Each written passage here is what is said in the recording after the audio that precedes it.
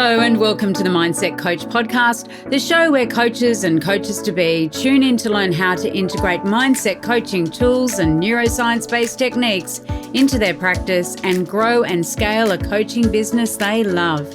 Each week, I'll be sharing easy-to-implement tips, case studies, and business strategies that you can use right away to transform your own mindset and the mindset of those you coach. I'm your host, Lara Young, founder of the Mindset Coach Academy, author of 52 Adventures to Change Your Life, award-winning business owner, coach, and coach trainer. Tune into this podcast each Friday, free on all the podcasting apps, and click to subscribe so you never miss an episode. And remember, mindset is everything. Hello, and welcome to today's episode. Today, we're going to be looking at that very common situation that we face as coaches where our client has a little bit of trouble articulating or telling us what it is that they want. They're really great at telling us all the things they don't want to have happen. But when it comes to orienting themselves and their thought processes towards what they do desire, sometimes it can be a little bit of a struggle. And this may apply to you as well if you're listening in. Perhaps sometimes you don't really know what it is exactly that you want across the different areas of your life. And then once we've had a look at those things, we're going to dive into our third adventure for 52 Adventures to Change Your Life. So it's another great one today, so do stay tuned. If you were listening in last week, I asked you to create a feel-good playlist, and I'd love to hear some of those and in the comments below know what you included in that playlist. If you haven't listened to episode 2, of course, you can head back on over and do that. So what happens when our clients don't know what they want, or they tell us what it is that they do want in their life or their business?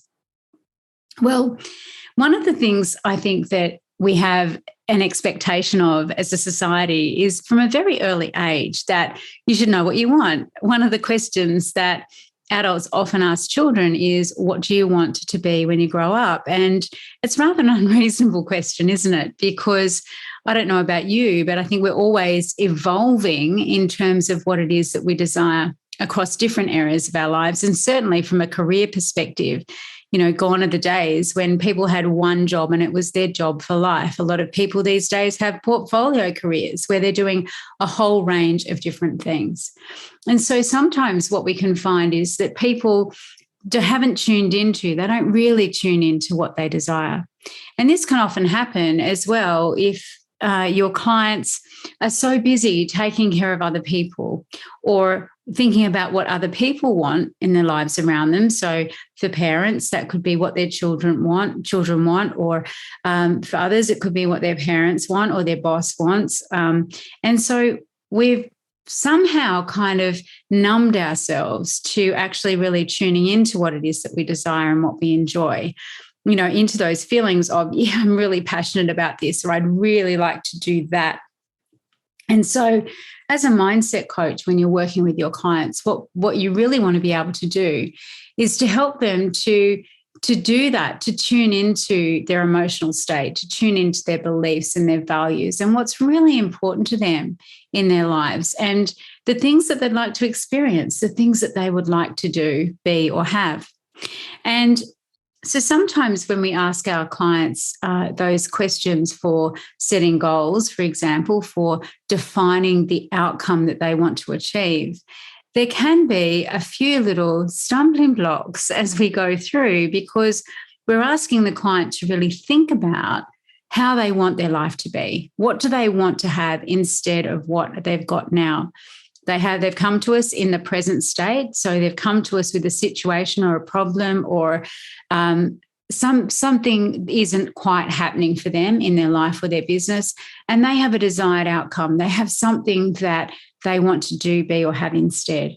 And it's our job, isn't it, to really help them to define what that is. What is the outcome that they desire? And this process can take a while, right, to unfold. And one of the things that can happen in this process, of course, is that your client is so used to thinking about what they don't want that they do find it hard to then articulate what they do want. So, for example, if your client has a motivation or a behavioral preference, which is that they move away from what they don't desire, so they move away from being single or having no money or not wanting to be in a certain type of job, then that is an away from motivation. The towards motivation on the other end of the behavioral continuum is where your client will very much be wanting to move towards what it is that they desire. They'll be focused on building a relationship, securing a new job or a promotion, or generating a certain amount of income. And there's neither right nor wrong in either of those. They're all part of a behavioral continuum. But what is very, very helpful and useful to us as coaches is to orient our client towards what it is that they do want rather than what it is that they don't want. Because we know that what we focus on grows, what we pay attention to with our thoughts, our emotions, our beliefs, etc., actually grows. And so if our clients are focusing on all the things that they don't want, then the likelihood of them actually achieving the goals, the outcomes for themselves that they do desire are really slim. Okay, so they're not as strong and powerful as those clients who do focus on what it is that they do desire. And so you may hear your clients, for example, say things like, well, I don't want to be single. I don't want to be in this job forever.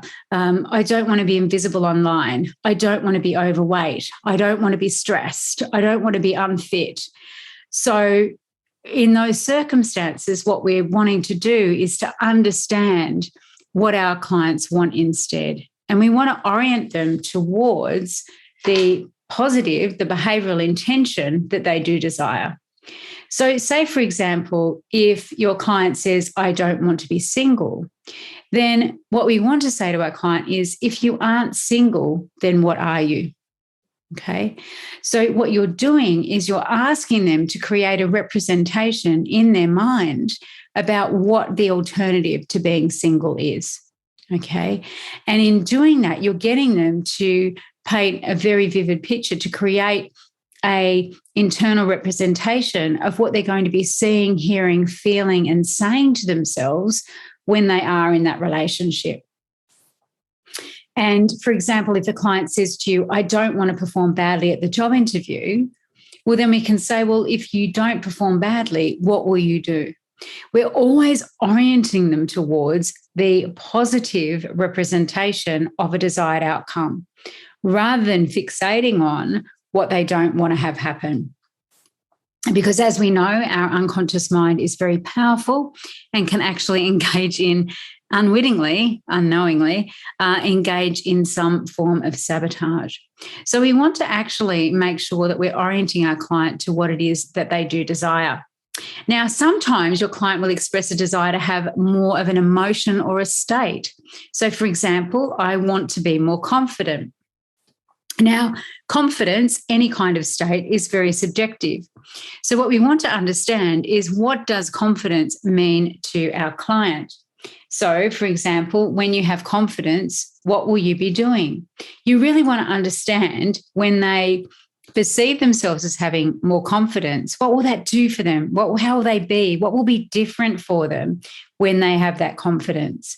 Because what you can do then is to really start to distill down and narrow down what that means to the client. But also what you want to understand from your client, of course, is what will they be doing when they are more confident? Where will they have more confidence? Who do they want to have more confidence with? When do they want to have more confidence? You really want to understand the context in which your client wants to develop more confidence. And so if we work, blanket on the term confidence, it's pretty meaningless, because our interpretation of what confidence means and our client's interpretation could be two different things. So what we really want to do is to deeply understand, what does that actually mean for our clients? And in understanding these things, so in changing what they want, what they don't want, into what they want, and in understanding the client's goals and asking them, how would your life improve if you, or how will your life improve when you have a partner, or get fit, or relax, or stop smoking, or visible online? then what that's doing is that's engaging the conscious and unconscious mind, envisioning life with the change. You're looking at this point for your client to really immerse themselves in the having of that goal so that they're absolutely embodying it all. They're in that. They are future pacing their experience. And what you want to do when you do this is to make sure that you're writing down what your clients is saying. How are they actually articulating and representing this change to themselves? You also want to pay attention to the words that they're using to describe the situation or to describe the change, because sometimes people will use what we call complex equivalences or cause and effect statements so that, and I don't know, you may have heard clients say this before, where it's, I can't get a job until I lose weight, or when I lose weight, I'll be more attractive to the opposite sex, or when I get fit, I'll be more confident. And so what they're doing is they're putting an equal sign in there when really those two things can be addressed separately. They're not reliant on one another. And sometimes that, again, can be another form of self-sabotage. So what we really want to do is to get our clients to focus on, well, what is it? If I don't want this, what do I want? And you can use contrastive analysis for this as well. So for those clients who really find it difficult to talk about what they do want, you can get them to write a list and tell you all the things they don't want, and then say, well, if you don't want that, what do you want instead? What would you like to have instead? What would you like to do instead or be instead? And you actually are then changing the way that they're thinking about that problem or that situation in their life to be much more focused on a desired outcome rather than what they don't want. And bear in mind as well that sometimes what I don't want is a statement that what I do want is not always the opposite of. So, for example, if I don't want to be stuck in this job, I want to change jobs is not necessarily always the outcome that the client wants. And there are so many possibilities in there that we can look to address with our client without automatically just assuming that it's the opposite. So I don't want to be in this job may mean that they want to perhaps get a promotion where they currently are. Maybe they want more responsibility. Maybe it's a matter of having a chat with their current employer about their working hours. So there's so many different ingredients and options in there that we can start to explore. So working on something that your client wants is really powerful. It's really positive. It has a great positive orientation. And you as the coach can get them there absolutely with just some really, really simple questions about what they'll be doing when they have that thing, what's the opposite of what they don't want, or what do they have instead of what they don't want, and really orienting them in that direction. Very, very powerful stuff. Want to learn more about how you can become a certified mindset coach? Head on over to our website, www.mindsetcoachacademy.com/coach certification, and you'll find all the information that you need, along with a button to book a call with me to talk about how you can become the best coach you can be. Last week, our adventure in 52 Adventures to Change Your Life was around creating a feel-good playlist. And one of the songs, well, it's not so much a song as a compilation of the written word that I always have on my playlist is this one. It's called Wear Sunscreen. Now, it was produced by Baz Luhrmann, who is an Australian director.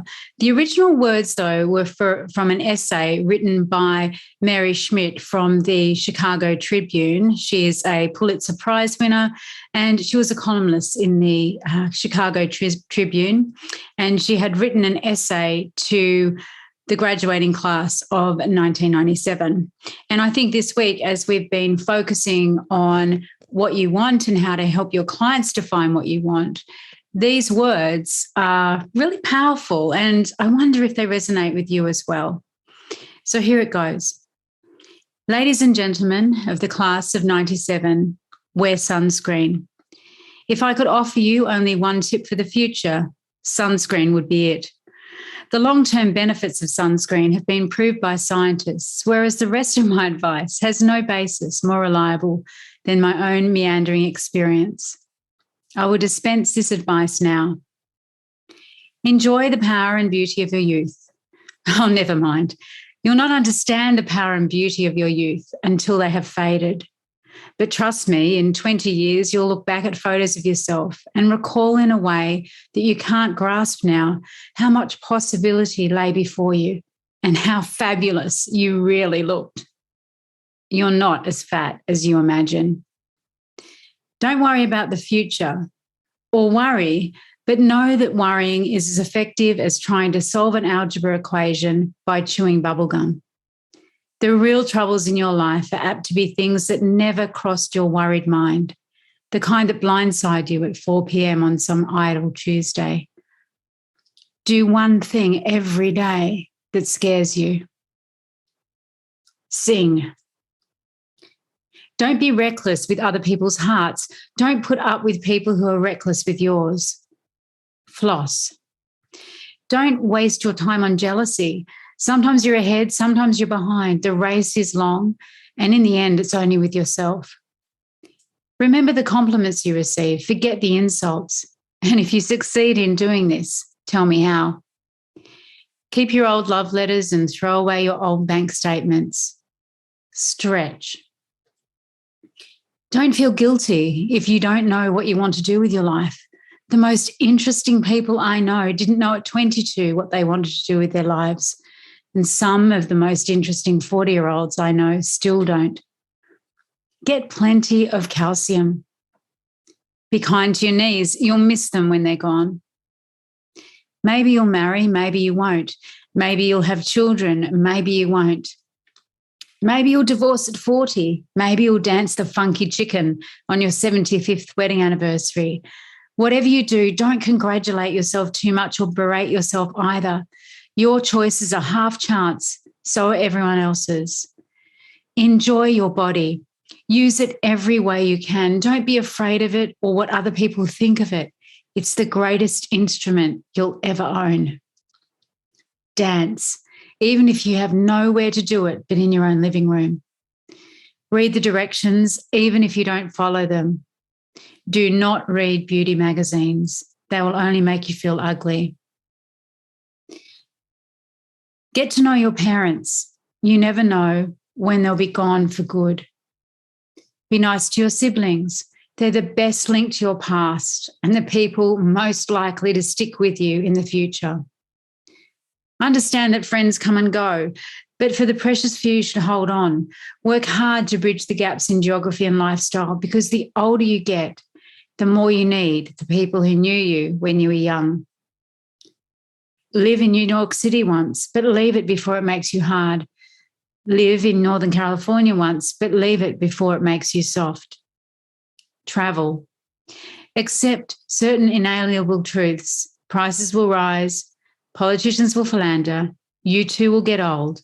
And when you do, you'll fantasize that when you were young, prices were reasonable, politicians were noble, and children respected their elders. Respect your elders. Don't expect anyone else to support you. Maybe you have a trust fund. Maybe you have a wealthy spouse, but you never know when either one might run out. Don't mess too much with your hair, or by the time you're 40, it will look 85. Be careful whose advice you buy, but be patient with those who supply it. Advice is a form of nostalgia. Dispensing it is a way of fishing from the past, wiping it off, painting over the ugly parts and recycling it for more than it's worth. But trust me on the sunscreen. Those words really resonate with me, and that's why they always make it onto my must-have feel-good playlist. Now, adventure 3 for 52 adventures to change your life is to become a tourist in your own city. Being a tourist is a unique mindset. You tend to pay attention to the sights, sounds, and aromas around you in a different way when you're on holiday than you do in everyday life. When we go on holiday, we tend to want to make the most of everything. We want to make the most of every single minute. getting out and about and exploring and from dusk until dawn. Unless, of course, your holiday is lying in a beach, which is still a great sensory experience, but maybe you don't notice as much then. So this adventure is really about having one of those experiences as a tourist in your own city. So what I'd like you to do for the next week, or at least to create the plan to do sometime in the near future, is to go onto TripAdvisor or look up the What's On guide in your city or town. Make a list of the places maybe that you would like to visit that you haven't yet. Really go and explore the place in which you live through a tourist's eyes. And then, as with every week with our adventures, what I'd like you to do is to really focus on answering the questions, what you achieved, what you got from the adventure, and what you learned. So you'll write down what you did to complete the adventure. So in this case, it would be where you went and how you spent your day as a tourist in your own city. What did you learn by completing this adventure? What are you going to change in your life as a result of it? So what will you stop doing, start doing, and continue doing? And then what are you most proud of in relation to having completed this adventure? And again, your adventures can be solo, or you can grab your family, grab some friends, whoever, and just really make an occasion of it. And this one, actually, being a tourist in your own city, is a really great one for that. This wraps up this week's episode of the Mindset Coach podcast. I really look forward to you tuning in again next week. And if you've enjoyed it, please do subscribe, and also make sure that you're sharing it with your friends who you know will enjoy it too. Bye for now. Well, that wraps up this week's episode of the Mindset Coach podcast. Remember to join us next week for another episode, and subscribe on iTunes. Leave us a review if you've loved it. Share it with your friends. And I really look forward to learning how you're implementing the tools and techniques that you're learning here. Mindset is everything.